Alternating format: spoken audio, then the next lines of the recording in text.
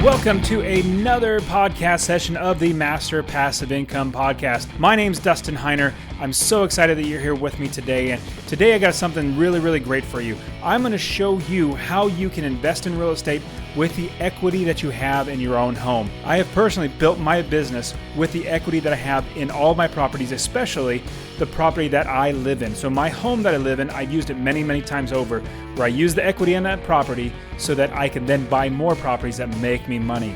All right, let's get started in this show where we learn all about how you can use the equity in your home to invest in real estate rental properties. Let's go.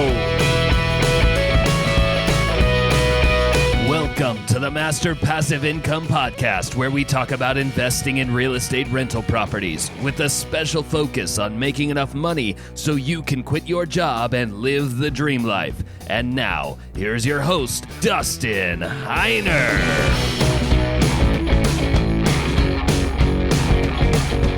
I've been getting a lot of questions from people asking me how I can help them invest in real estate. Now, I try to give as much as I can in the podcast and in my blog and my books, but there is something that I wanted to share with you.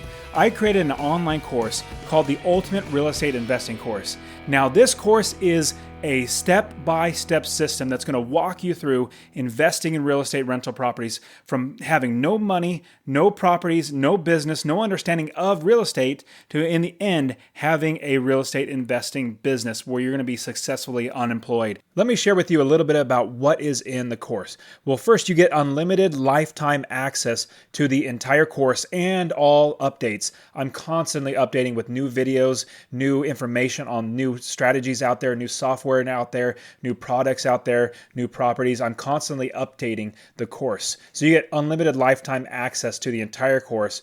This course has 9 specific sections that are going to walk you through the entire process, step by step, to build your business from scratch. If you don't have any knowledge of business, any knowledge of how to run a property, how to buy properties, how to manage properties, you don't have any of that knowledge, well, this system is for you. It's a step-by-step process. It's going to walk you through the entire thing. There's over 115 video lessons walking you through everything you would ever need to know. That's why it's called the Ultimate Real Estate Investing Course.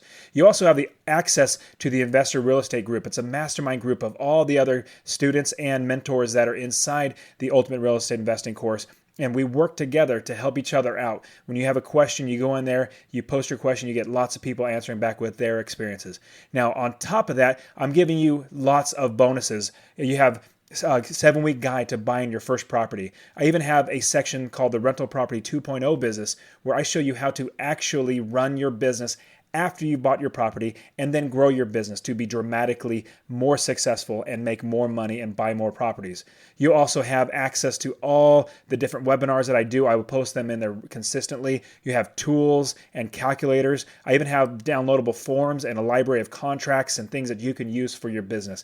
And so you don't need anything else. This is the step-by-step system that's going to walk you through the process, giving you the ability to change your life with real estate rental properties. And you don't need to take my word for it. Let me read a quote from Sam, a student of mine who lives in Idaho. Sam says, "First, Dustin's real estate investing advice is solid, no nonsense, and factual. Absolutely no hype, and he helped me to build a business, a successful real estate business. Secondly, with Dustin's help, I was able to focus on what I was doing right and get rid of what I was doing wrong in the real estate investing. I lost thousands of dollars before I learned how to invest right with his help. Third, Dustin was able to show me what real estate markets to invest in and where to buy in my next rental property and where to stay away from. He was able to show me how to calculate cash flow and make sure I was finding good deals on properties. And lastly, Dustin really cares about his students. His one-on-one coaching is invaluable to my real estate success, and his course is invaluable as well. Do yourself a favor and save yourself from investing the wrong way and lose money like I did. Get coaching from Dustin Heiner, absolutely worth the price." Well, hey, Sam, thank you very much for that vote of confidence. Love working with you. You're a great guy. So guys, be like Sam. Change your life with real estate rental properties. And remember, I'm giving you a 30-day money-back guarantee on top of all the great benefits, all the bonuses, all the videos, all the downloadable forms, all the great things, and a lifetime access to the course. Because you're a podcast listener, I want to give you something special because I appreciate you listening to this podcast. I'm going to give you 25% off the retail price. Now, to get that special 25% off, you need to put in the promo code PODCAST. And if you want the specific direct URL, go to masterpassiveincome.com/UREI course. That's the Ultimate Real Estate Investing Course, UREI course. Type in that promo code PODCAST when you go through the shopping cart. All of my students absolutely love the course. They are changing their life with real estate rental properties, and you can too. Go to there, check out the course, get your 25% off. I want to get you in there, and I want you started investing in real estate. Now, on to the rest of the podcast, where we're going to be talking about how to use your equity in your home or any property that you have to invest in more real estate to then quit your job, eventually having enough money coming in from your rental properties to make money. Now, as investors, we must always be looking for ways to fund our real estate business. Now, a fantastic way to get financing to buy more rental properties is to use the equity that you have in your home. If you use a home equity line of credit or a cash out refinance, you can use the equity that you have. Equity basically is money that you have over and above the mortgage that your value of your property is worth. And I'll get into in just a second. But if you use your value of your home to buy more homes, then you can dramatically grow your business. I've done this many, many times. In fact, my own personal residence, I think I did a cash out refinance 2 or 3 times, taking that money out and buying more properties. And I've even done with my current properties, like the properties that I have as investment properties. I've done that where I've taken money out of those properties to buy more properties. I'd basically recycle my money over and over and over again. So if you own a property, you most likely have a funding source just waiting to be used. Now, the trick is, though, to get the money out of your property without selling your property. You know, if you sell your property and you make 50 grand, that's fantastic, but you lose the ability to make passive income, monthly cash flow in your pocket. You may have pocketed $50,000 right away, but you lose that income, that monthly income. How about doing the best of both worlds, where you, instead of selling, you still own the property, but you pull the cash out in a home equity line of credit or a cash out refinance, put it in your pocket, tax-free, and I'll get into the tax-free in just a little bit, but you put it in your pocket, you didn't sell the property, and so you still have it, and you're making a monthly cash flow, a monthly passive income from that property. Now, when considering using your home equity, you really need to figure out a few things. Number one, you need to know the value of your property and what it could appraise for. You need to also be able to increase the value of your property before you do the refinance so you get more money out. You also need to know how to utilize that money. You need to know how to buy assets that make more money. You know, it'd be bad if you just took out a loan on your property, you got $50,000 and put in your pocket and bought a sports car, and you have to now pay that note. Why not have a tenant pay that note on that property, that second note, that second mortgage that you pull out? Why not have your new tenant in your new property pay for that? And I'll get into that in just a little bit. But you need to basically be able to pay for this new loan that you're getting, this increase in mortgage payment, with the next property that you buy. And then hopefully you'll have more and more properties to be able to continually recycling your money over and over again. Like I said, I've done this many, many times. So you want to basically be able to have your tenants pay your mortgage that you're going to be taking out. Now, let's say you pull the cash out of your home with a cash out refinance loan, and the monthly payment goes up by about $400. Now, let's say you pulled out something like $60,000, $70,000, whatever it might be. You pull that money, but your mortgage goes up by $400. Well, like I said, if you go out and buy a sports car with that money, you have to still pay that $400. Like, you need to get another job or figure out a way to make that mortgage payment. But what if your tenants paid for it? That would be fantastic. So now, if you did have a $400 mortgage payment, an increase in $400, there would be a big concern because you don't have that money yet. But what if you use that money that you pulled out as an investor would and buy a income producing property that will make you money and pay for this increase in mortgage payment? Now, with all the money you make out of your property, you use it to buy an appreciating asset. So when you pull that money out, you want to buy an appreciating asset, an asset that goes up in value. Like if you buy a sports car or any car for that matter, it's a depreciating asset where it's not an asset really. It just depreciates over time. Where if you buy it for $50,000 now, in 20 years, it'll be worth $5,000. So it's just going to go away over time. A home, on the other hand, will not. It'll continue to appreciate in value. Now, using the cash out refinance to buy a rental property, this will allow you to rent the property to a tenant who will be paying the increase of, like I said, the example was $400, they would be paying the increase in mortgage payment of $400. So let me give you the numbers. Again, go to my show notes page. I actually have all the numbers written out. So if you're driving right now and you're like, oh, I don't understand these numbers, I got to write them down. Don't worry, I have in my show notes page, masterpassiveincome.com/030. So number 30. All right, so the numbers would look like this. Now, you buy a new property with the cash out refinance that you got, and the new expenses would look something like this. So how much money comes out of your pocket because you own this property.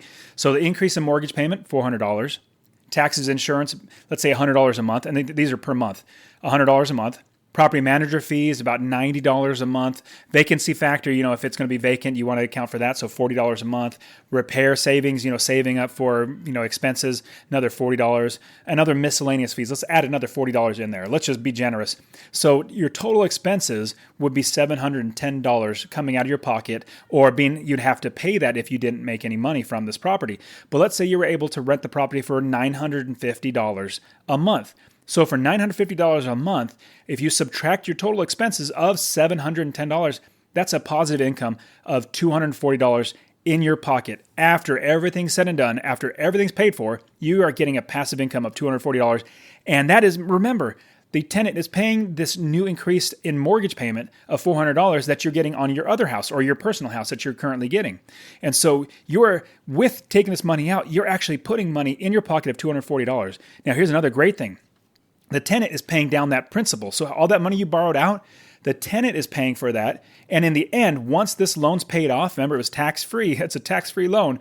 Once this loan's paid off, you still have the property making you money once the loan's all paid off. And so you have now increased your rental portfolio by another property. Now let's say you bought 3 properties with the money you pulled out. Well, that's 3 more properties that you pulled out, and hopefully one will pay off the mortgage, the increase that you got in your mortgage, and the other 2 are just cash in the bank. Man, this is great. I've done this so many times. I can't even count how many times I've done it. Now, being an investor, I look to maximize my investment to make the most money or bring in the most value from all the work that I do.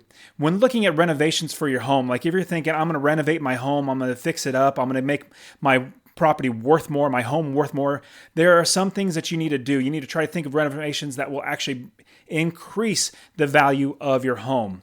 So your value of your home, and that's how your equity is, and that's how you can use the equity in your property, is because it's valued more than you owe. Let's say you owe $100,000, but the value of the home is $250,000.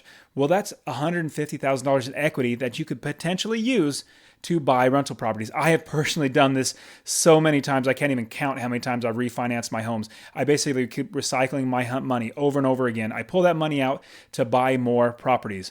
So the value of your home is measured just like anything you might sell. It all depends on what other people would pay for it. So if whatever you're selling is really appealing to a lot of buyers, the value of it will go up. Well, if it's not appealing, then it'll go down. So whatever you're trying to sell, if you make that item more appealing to your buyers, well, then the value will be more, just like a home.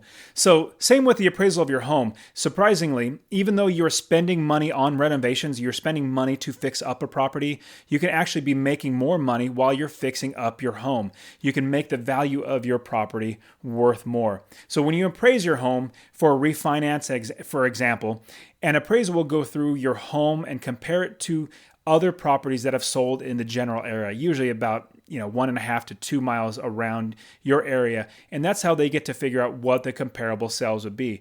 So if your property is better, nicer, better renovated, and well taken care of, and it's an up-to-date home, the appraiser will put your value higher than, or at least at the value, or if not higher than other properties that are renovated in the area. Now, this is very beneficial to you because you'll be able to use this money to buy more properties. Now, when you think about it, you make money 6 different ways. If you listen to one of my recent podcasts where I talk about the 6 ways you make money, one of them is through forced appreciation.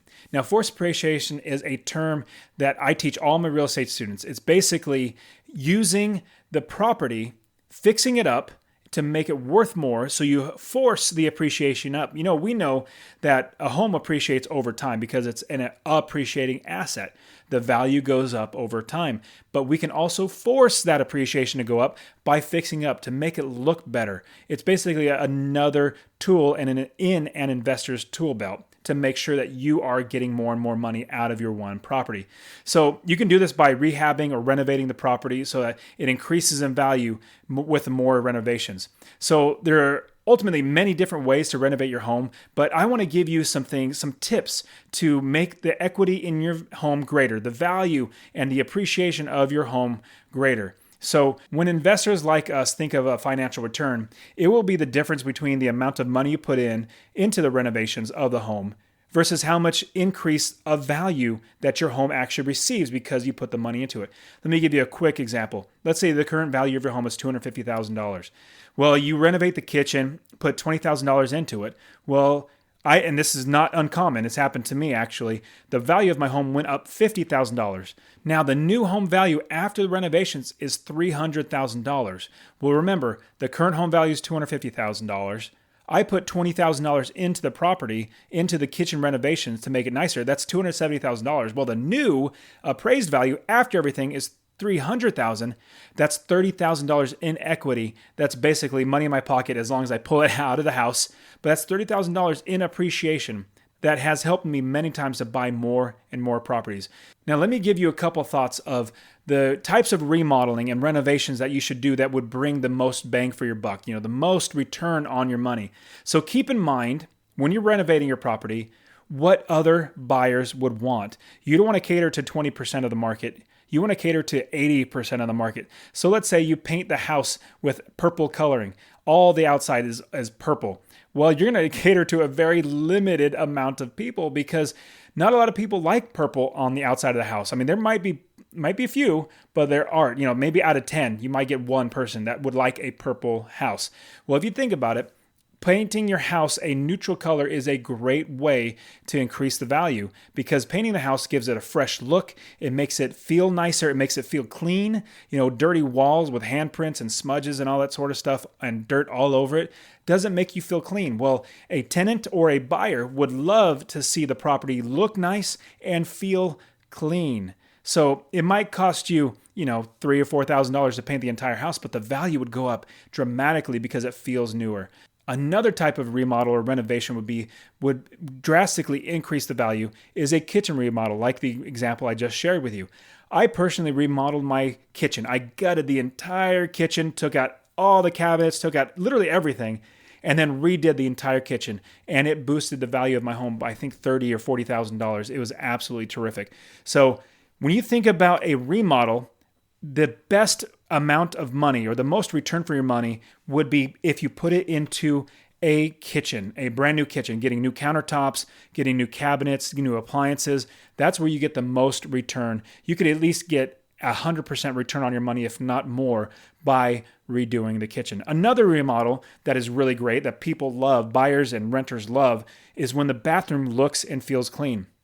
Now imagine if you walked into a bathroom that you're going to rent this house. You walk into the bathroom, you see that the shower and the bathtub is just dirty and disgusting, and it looks like it has mold all in it. Most people would not want to shower in that, and so when you have a bathroom remodel that makes it look brand new, makes it look fantastic, that appreciates the value of your home because the value is greater. So a bathroom remodel will also bring up the value. Another great one would be curb appeal, making sure that when people drive up to the house, they're not going to want to keep driving because the house doesn't look good from the outside. Basically, here's what I want to give you as a train of thought. When you're going to be remodeling the house and you're going to be doing curb appeal, you want the outside, your yard, to basically focus their eyes past the yard, not distract from the house, but attract to the house.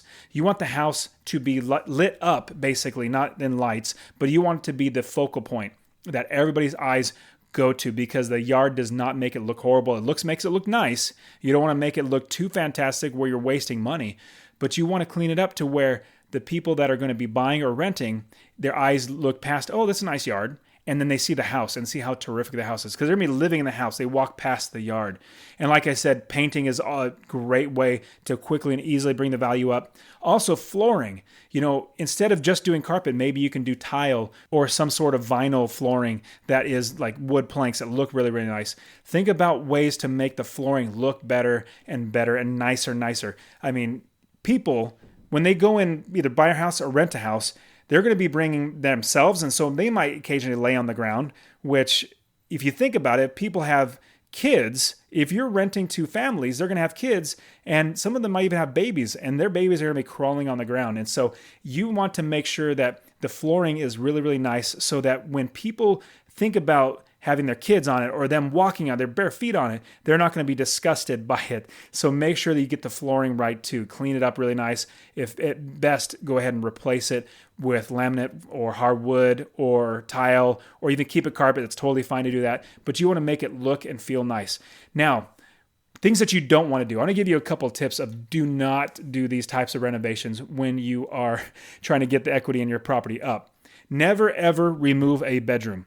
Like, if you might think it's a good idea, I've actually seen a show where somebody actually had a good idea, or they thought it was a good idea, where they actually removed a wall between two bedrooms to make it one big bedroom.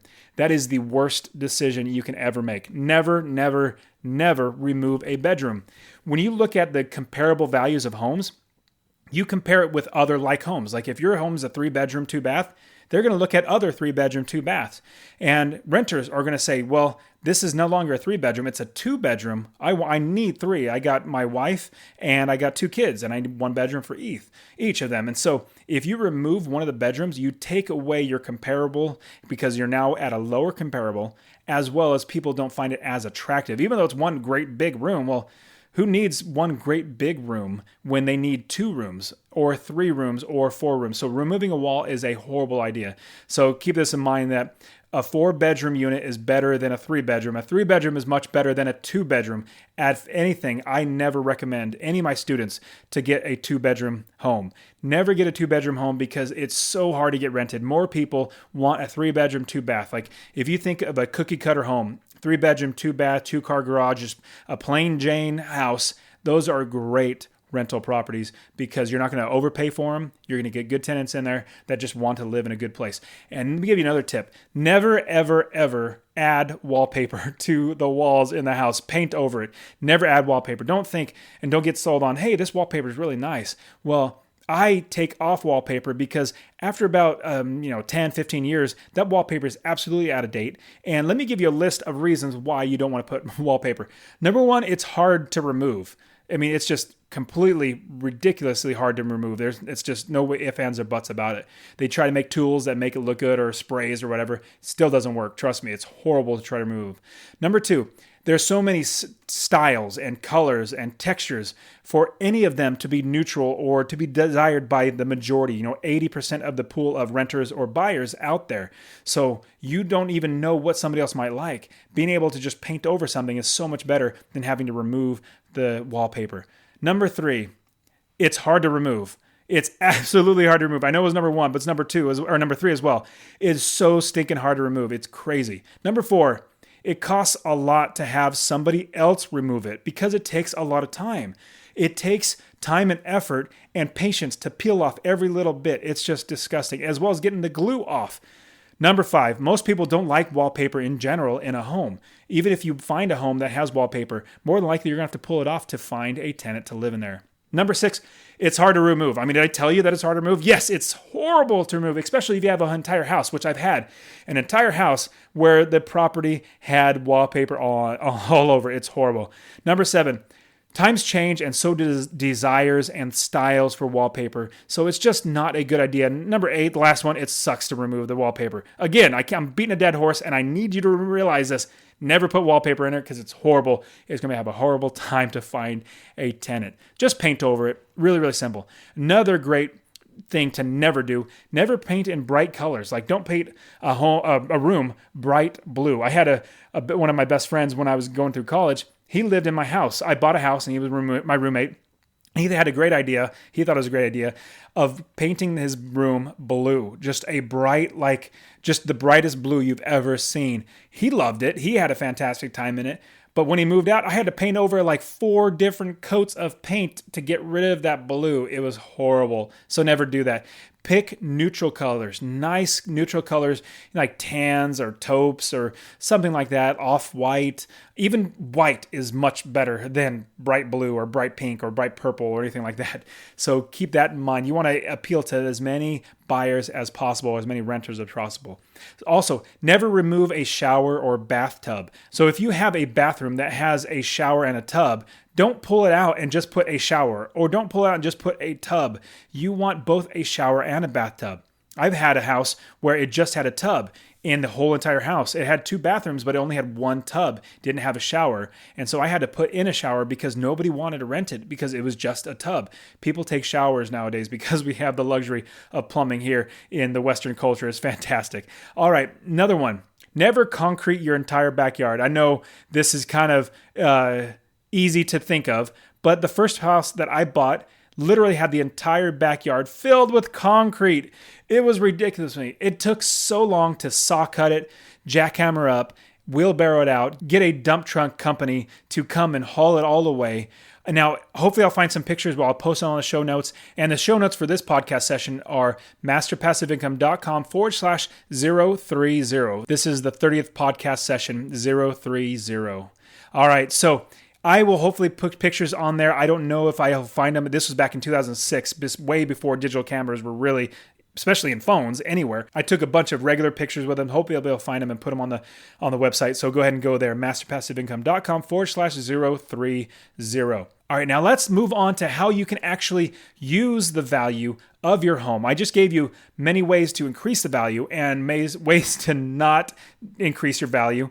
I'm going to give you ways to use that value, pull it out, and actually use that to buy a property. Now, let me give you an example of how I personally did it myself. So I bought my house for $210,000. This was my personal residence.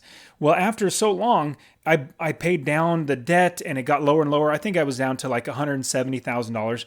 Well, after doing all this work in the house, making it nicer, appreciating the value, forcing the value up, after doing all that, the value was now $250,000. Now, that was $80,000 in equity that I had in my property. Now, when you refinance a property, they're going to want to give you only 80% of the total value. After doing all that, I was able to pull out $45,000 in equity out of my property. Now, here's a big key I want you to take away. $45,000, I literally could just put it in my pocket or go spend it or, buy a new car or do whatever I want. Now, here is the key that I want to give you. This is tax-free money. You are not getting taxed because you get taxed when you earn money or you make money. But when you get a loan, it's a loan. They're not going to tax a loan because you got to pay it back eventually. So you can literally put that $45,000 in your pocket or go buy a car or do something like that. But you're not getting taxed and income tax on that money that you're pulling out because it's a loan. Isn't that fantastic? So I took that $45,000 and I bought one property for I don't want to say it was $20,000 or $15,000 or something like that. I put $15,000 down, bought a house. Well, that new house paid for that $45,000 mortgage that I pulled out. And I still had another $25,000, $35,000 to spend. Hopefully that makes sense. So if you can't track with me, the new mortgage that I now have, that is now $300 more because I pulled that $45,000 out, the next house that I bought paid that $300 mortgage increase. So I didn't have to worry about that extra $300 in mortgage payment because my new property paid for it. Then I still had extra money to buy more properties. I think I bought 4 or 5 more properties with that money because I was strategic and I was buying it really well. So I was able to make, with that $45,000 pulling out, having a $300 mortgage payment, I was making close to $1,200 a month in passive income after everything was all said and done. So with that equity, I was making $1,200 more. And here's the great thing. I did it over and over and over again. I think I did at least 2, if not 3 times on my single family home that I lived in, my personal residence. But then I also did it many, many times on my rental properties as well. We already talked about finding the value in the property, and that's with comparable sales. We already talked also about increasing the value of your property by fixing it up, by making it nice, by not doing wrong things. Now let's talk a little bit about getting the value out. What you can do is 2 different things. One, you can use a home equity line of credit. Or you can use a cash out refinance. Now, the home equity line of credit is pretty interesting. It's basically like your home is your credit card. And every single time you draw out of that home or out of that credit card, it puts a debt against the property. So let's say you have that $45,000 in home equity.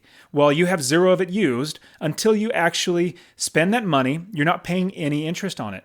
So let's say you pull out $10,000 to buy a property or to fix up a property or do something with that equity.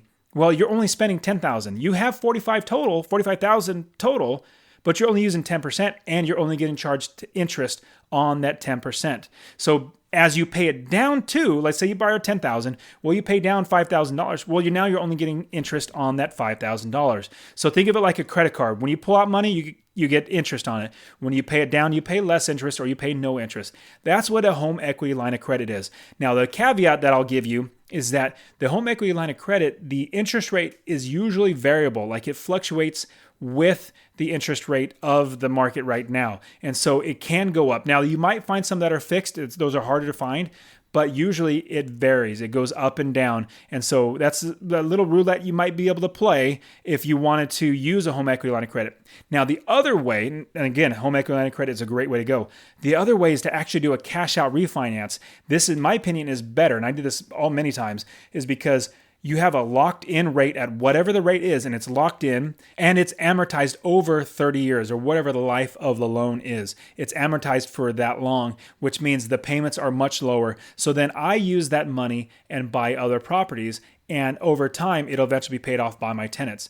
Now, when you do a cash out refinance, you're basically refinancing the entire property. So if you owe $100,000 on a property, well, you pull out that $100,000 plus the cash that you're pulling out into a new loan. So your old loan's gone, and your new loan has the original principal amount that you currently owed and transferred over to this new bank. And then whatever cash that you pulled out, let's say you pulled out $45,000, that is now on top of the principal that you had on the old loan. So now you have a $145,000 note as opposed to $100,000. And that money literally gets handed to you in a check, or it can be wired directly into your account. And it is income tax free. I can't stress how amazing that is. It is just getting a payday and not getting taxed. It's absolutely fantastic. Now, let me give you a couple pro tips on how to actually do this to get the value out. What I would encourage you to do is call up in your state, do a Google search or a Bing search or whatever search engine you're using. Find in your state at least 2 or 3 mortgage brokers and call them up and talk to them about getting a refinance, a cash refinance, and make sure that they can, number one, do a cash out refinance, which most of them will do. I don't think you'll find one that won't. But then also what type of interest rate, what type of terms you're going to get, what type of fees and points, how much they're going to charge you. All these things you want to get up front beforehand. Now, here's a key, another pro tip I'm going to give you. Do not let them pull your credit until you're ready to make the actual loan go through. They're going to say, well, I need to pull your credit because I need to know your credit score. I've had that many, many times. And I tell them, well, you're not going to pull my credit. I'm going to give you my credit score now, what I know it to be, 780 or 680 or 580, whatever it might be. This is what my credit score is, and just run with those numbers as if you ran the credit. Now, when I actually go through with it and we're just about ready to lock everything in, that's when I'll have you run the credit. I don't want to have my credit dinged. And they'll say something like, well, this doesn't really hurt your credit all that much. Just 1 is not bad. Well, hey, you don't need to tell them, but you're doing 2 or 3, if not 4. And so you don't want to worry about that. If you got 4 credit dings just because you're getting inquiries, those are not good. Those will bring down your credit score. So my tip for you is let them know my credit score is this. As long as you know what your credit score is, you don't want to be shocked and say, you had a 780 credit score when you actually have a 680, which will definitely change the terms of the deal. Plus the mortgage broker would be kind of disappointed because it seems like you lied to them. So know your credit score, but then just tell them this credit score. Don't worry about having them pull your credit. Don't even give them your social security number. Like literally do not tell them that until you're ready to go. Now, as you're talking to 2 or 3 mortgage brokers, what I want you to do is literally go through the process with every single one. Don't have them actually give you a letter of intent until you're ready to go with the one that has the best rates, that has the best terms, best fees, best points, best everything. And you say, I'm going to go with you because you want to make sure you find the right person. I personally would not have all 3 go at the same time and try to have any one of them finish the loan first. I would not do that. That would be actually in my opinion, very dishonest. Pick one that you feel after you've vetted them, you like working with the person, you have all these great things about them, and you like the loan that they're going to give you. Then select them and then go through the process. Now, after you actually go through the process of getting your credit pulled, they give you a pre-qualification letter. They say, hey, you're ready to go. They're going to send out an appraiser to your home or whatever property you have.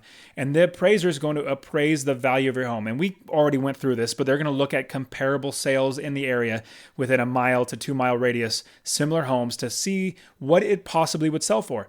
The appraiser would then give it back to the bank and say, and this is a third-party appraiser. They have to now because of 2008 with the crash of the subprime loans and everything. They were using appraisers that would actually give them the rates that they wanted or the appraisal that they wanted.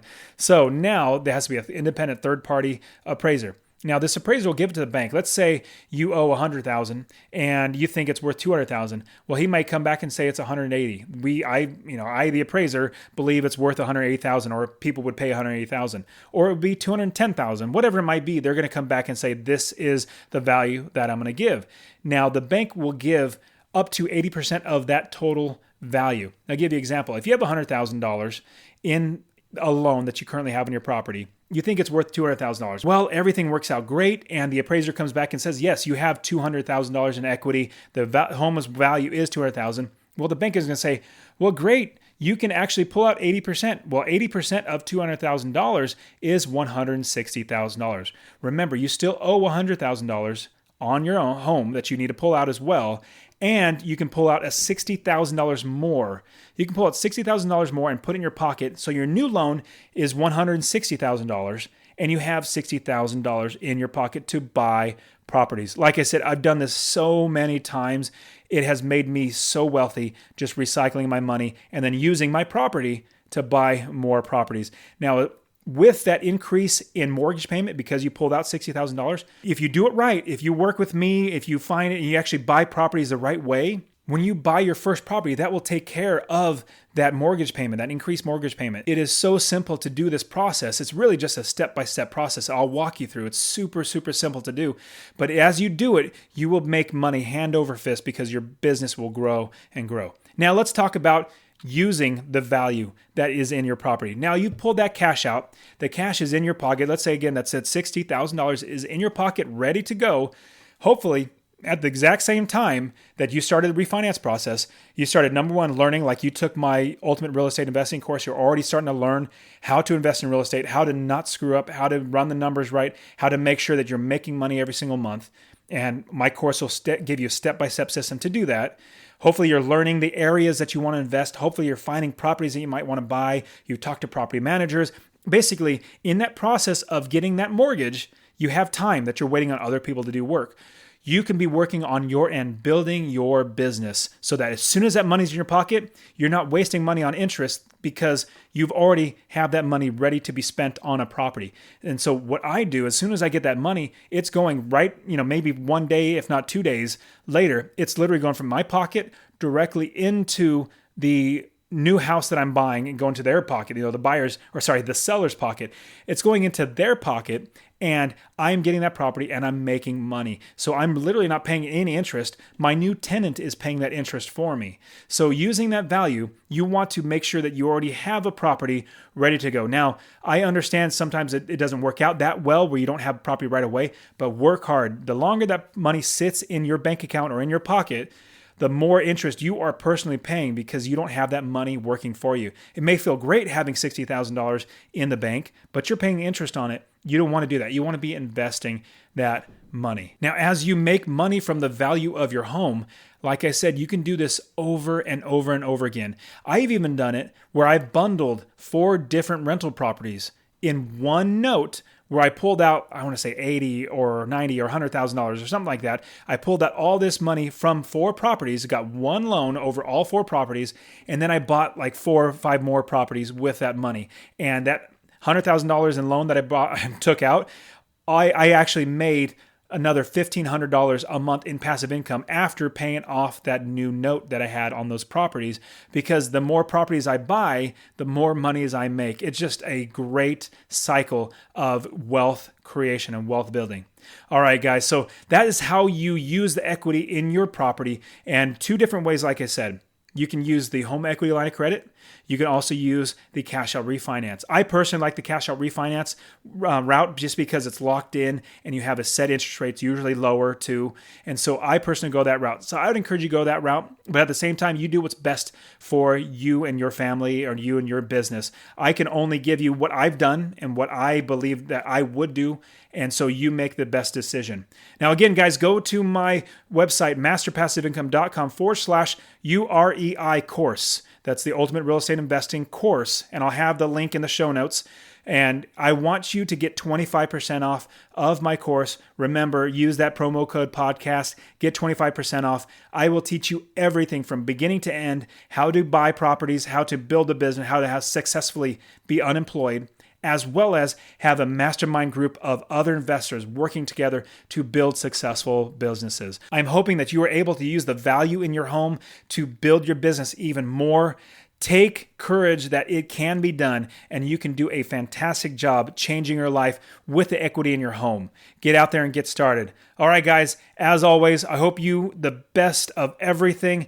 Get out there, start buying properties, and change your life with real estate rental properties. I'll see you next week. And in fact, next week, I'm actually going to be out hunting in Arizona, and I'm going to be off for the entire week, but I'm going to try to record a podcast and get it posted out for you. So if it gets posted, then great. If not, hey, just be aware that I'm literally off the grid and I'm not going to be able to do anything, but I'm going to be enjoying nature and hunting for some white-tailed deer. It's terrific. All right, guys, you take care of yourselves. I'll talk to you soon. I hope you change your lives in real estate. See ya.